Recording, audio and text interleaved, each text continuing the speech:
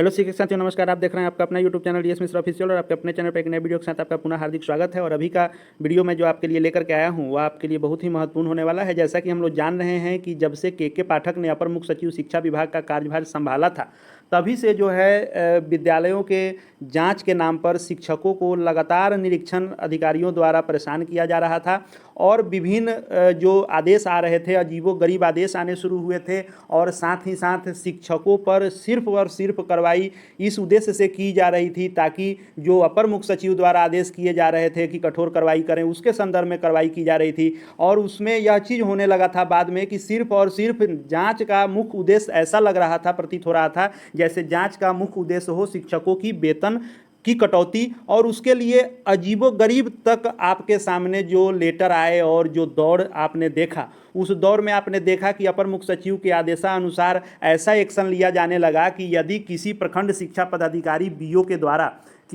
द्वारा यदि किसी दिन किसी शिक्षक की वेतन की कटौती नहीं की जाती थी तो उनके एक सप्ताह की वेतन में जो है कटौती कर ली जाती थी कि आपने कैसा निरीक्षण किया कि किसी भी शिक्षक का वेतन कटा नहीं। यानी शिक्षकों के निरीक्षण और विद्यालय के निरीक्षण का आशय ही था कि शिक्षकों का वेतन कटना चाहिए। उसके अलावा यह भी होने लगा कि जितने डाइट बाइट में जो ट्रेनिंग चल रहे थे, 6 दिवसीय जो ट्रेनिंग डाइट बाइट में चल रहे थे, उसमें यदि ट्रेनिंग के दौरान योगा क्लास में आप अनुपस्थित हैं तो 500 रुपये वेतन से काटे जाएंगे। दिन के क्लास में यदि अनुपस्थित पाए गए तो 1000 काटे जाएंगे। शाम को अनुपस्थित का अगर हैं तो 500 काटे जाएंगे। उसके बाद यहाँ तक आदेश आया कि एचएम जो होंगे यदि मध्याह्न भोजन का जो रिपोर्ट के लिए कॉल आता है यदि उस कॉल को रिसीव नहीं करते हैं तो 7 दिनों का वेतन काटा जाएगा। फिर आदेश आने लगा कि यदि किसी एक दिन आप अनुपस्थित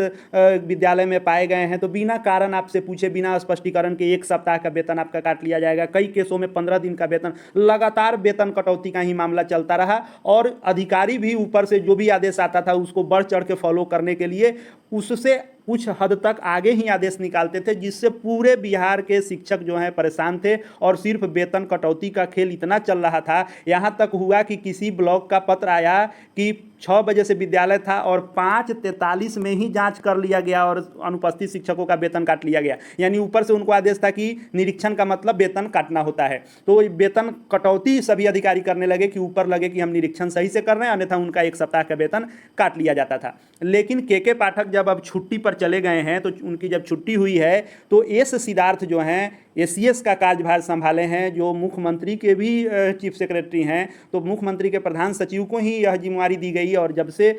माननीय अपर मुख्य सचिव के रूप में एस सिद्धार्थ ने कार्यभार संभाला है, कुछ हद तक परिवर्तन जरूर दिख रहा है। और जो एक तरफा फैसला लिया जा रहा था और माननीय के पाठक के समय में, उनके कार्यकाल में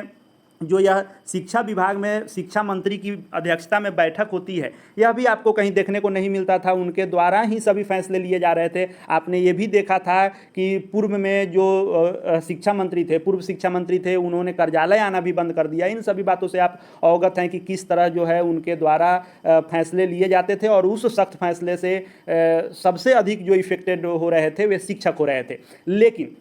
लेकिन जब से अब अधिकारी बदले हैं तब से कुछ शुरुआत दिख रही है। यानी डीओ के भी सभी पावर को छीन लिया गया था और सारे फैसले पटना से लिए जा रहे थे। अब चाहे आपके समय सारणी में बदलाव किया गया हो या समय सारणी के अलावे आप देख रहे होइएगा मध्याह्न भोजन के टाइमिंग इत्यादि, या शिक्षक के आने जाने के टाइमिंग को लेकर हो, या फिर अन्य बहुत सारे जो धीरे धीरे अब फैसले लिए जा रहे हैं, उसी कड़ी में एक जो महत्वपूर्ण फैसला है कि यदि आप विद्यालय में अनुपस्थित पाए जाते हैं या कार्य में लापरवाही देखी जाती है तो जो वेतन कटौती चल रही थी वो अब आपकी वेतन कटौती नहीं होगी। क्या मामला है और क्या आदेश है या क्या उसके संदर्भ में अपडेट है, उसको आपके लिए लेकर के आया हूं। तो चैनल से यदि अब तक नहीं जुड़ पाए होंगे तो चैनल को सब्सक्राइब करके बेल आइकन को प्रेस कर लेंगे ताकि आगे भी शिक्षा जगत एवं शिक्षा से संबंधित जो भी लेटेस्ट अपडेट आएंगे उसकी सूचना आपको विश्वसनीय तरीके से मिलती रहेगी। तो देखिए, यह जो है अब शिक्षा विभाग, माननीय मंत्री शिक्षा विभाग की अध्यक्षता में जो बैठक हुई है, यह हर विभाग की होती है बैठक और उस विभाग के मंत्री की अध्यक्षता में होती है, जिसमें सारे अधिकारी जो हैं शामिल होते हैं और उस विभाग के आगे की जो कार्य योजना होती है उसकी रूपरेखा तैयार की जाती है और उससे संबंधित आदेश सभी अधिकारियों को दिए जाते हैं। और जो भी आदेश का अनुपालन जिस अधिकारी के द्वारा किया जाना रहता है उसके अनुसार वे लोग करते हैं। तो अब अच्छा चीज़ दिख रहा है कि जिला शिक्षा अधिकारी जो डीओ हैं उनको भी पावर दिए जा रहे हैं कि आप मध्याह्न भोजन इत्यादि का टाइमिंग आप अपना कीजिए। और शिक्षा मंत्री की भी बैठक अब शुरू हो गई है उनकी अध्यक्षता में, और उसमें सारे अधिकारी शामिल हो रहे हैं। यह कहीं ना कहीं अच्छे संकेत हैं, शुभ संकेत हैं कि शिक्षा विभाग में जो एक तरह से आप कह लें कि एक तरफा लगातार और व्यवहारिक फैसले होते जा रहे थे, उसमें कुछ हद तक अब संशोधन होते दिख रहा है।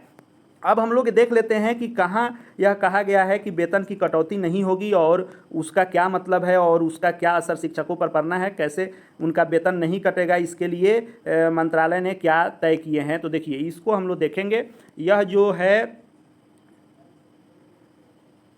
यह 7 नंबर बिंदु जो है इस शिक्षा मंत्री के अध्यक्षता के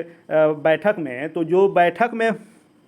यह सूची तैयार की जाती है आगे के कार्यक्रमों के, उसी में यह 7वां है कि शिक्षकों एवं छात्रों की उपस्थिति का निरीक्षण, यानी जो विद्यालय का अनुश्रवण करना है उसके बारे में कहा गया है कि निरीक्षण के दौरान शिक्षा विभाग के क्षेत्रीय निरीक्षी पदाधिकारी विद्यालय के सभी शिक्षकों को उचित सम्मान देंगे। यह बहुत ही आपको कम से कम यह शब्द आपको सुकून देने वाला होगा, जो सिर्फ और सिर्फ ऐसा लग रहा था जैसे शिक्षकों को एम करके और उनको प्रताड़ित करना है, लेकिन यह शब्द आपको देख करके जरूर अच्छा लगेगा कि सबसे पहले निरीक्षण में यह लाइन लिखा गया है कि निरीक्षी पदाधिकारी शिक्षकों को उचित सम्मान देंगे और शिक्षकों एवं छात्रों की उपस्थिति की गणना व्यवस्था को मोबाइल ऐप के माध्यम से ऑनलाइन अंकित करने का निर्देश दिया गया इस बैठक में। यानी कि जो ई शिक्षा कोष पर अपलोड करना है, शिक्षक उपस्थिति, छात्र उपस्थिति और अन्य जो जांच के बिंदु हैं वो अब ई शिक्षा कोष पर ऑनलाइन किए जा रहे हैं, जैसा कि आप जान रहे हैं। उसी को कहा गया कि यह कंटिन्यू रखना है।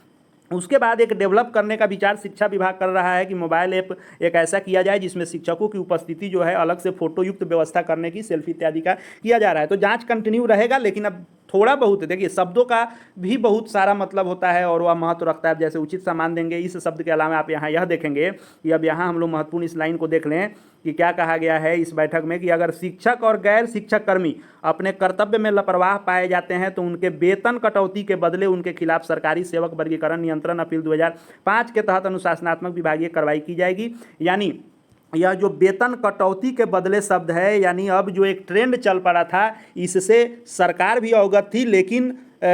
अपर मुख्य सचिव किसी भी अपने फैसले से पीछे नहीं हट रहे थे। उनके छुट्टी के जाने के बाद चूंकि मुख्यमंत्री के मुख्य सचिव जो थे उनको एसीएस का भार दिया गया है, तो सभी चीज़ों से वे जो है निश्चित रूप से अवगत थे और इसीलिए वेतन कटौती के बदले यह लगातार मांग भी किए जा रहे थे कि इतने वेतन कटौती ही सिर्फ क्यों की जा रही है। तो इस बैठक में यह तय किया गया कि वेतन कटौती अब नहीं कर करके आपको जो सरकारी सेवक का आचार संहिता होता है, यानी वो यदि अपने ड्यूटी से अनुपस्थित पाए जाते हैं या किसी प्रकार की लापरवाही पाए जाते हैं, तो जो आपकी नियमावली होती है उसके अनुसार जो निंदा का होता है, लघु निंदन होता है, बृहत निंदन होता है, या फिर आपसे स्पष्टीकरण की मांग की जाती है, या फिर यदि स्पष्टीकरण में आपका संतोषजनक दबाव अगर आपका जवाब हो गया तो आपको उससे बरी भी कर दिया जाता है, और यदि अंत तक अगर सभी प्रकार से आप दोषी पा ही लिए जाते हैं तो बर्खास्तगी तक हो जाती है। ये बात सही है, लेकिन अब सीधा जो बिना स्पष्टीकरण, बिना आपके पक्ष को जाने जो वेतन कटौती एक तरफी हो रही थी,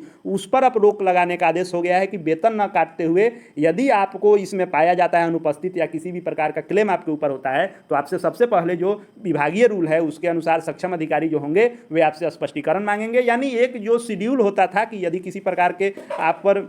कोई आरोप है तो अपना पक्ष रखिए, और एक आपको मौका निश्चित रूप से मिलता था कि जिस स्तर का आप पर आरोप लगा है उस स्तर पर आप अपने आप को बचाने का आपको मौका दिया जाता था और आप अपने आप को बचाते थे। और यह एक अच्छी बात है कि अब एक तरफा वेतन कटौती नहीं होगी, और यह बात शिक्षा मंत्री की अध्यक्षता में शिक्षा विभाग की अहम बैठक में जो यह निर्धारित की गई है यह निश्चित रूप से लागू होगा। और जो भी इसमें होता है, चूंकि पहले लगातार सिर्फ फैसले ही होते थे, यह बैठक इत्यादि देखने को मिलती नहीं थी, तो इस बैठक के बाद चूंकि यह तय हुआ है तो निश्चित रूप से यह लागू होगा, जो एक थोड़ी ही सही लेकिन राहत भरी खबर शिक्षकों के लिए जरूर है। और आने वाले दिनों में बहुत सारे जो व्यवहारिक फैसले हुए थे उनमें बदलाव के यह संकेत जरूर हैं। आगे भी शिक्षा विभाग एवं शिक्षकों से संबंधित जो भी लेटेस्ट अपडेट होंगे वे सभी को लेकर के मैं आता रहूँगा। चैनल से निश्चित रूप से जुड़ जाएंगे, क्योंकि शिक्षक जगत के लिए ही आपको यह पूर्णतः समर्पित चैनल है। चैनल को सब्सक्राइब करके बेल आइकन को प्रेस कर लेंगे। साथ ही साथ हमारे टेलीग्राम चैनल DSM ऑफिशियल से भी जुड़ जाएंगे, वहाँ भी सभी अपडेट आपको मिलते रहते हैं। इस वीडियो को देखने के लिए आपका बहुत बहुत धन्यवाद।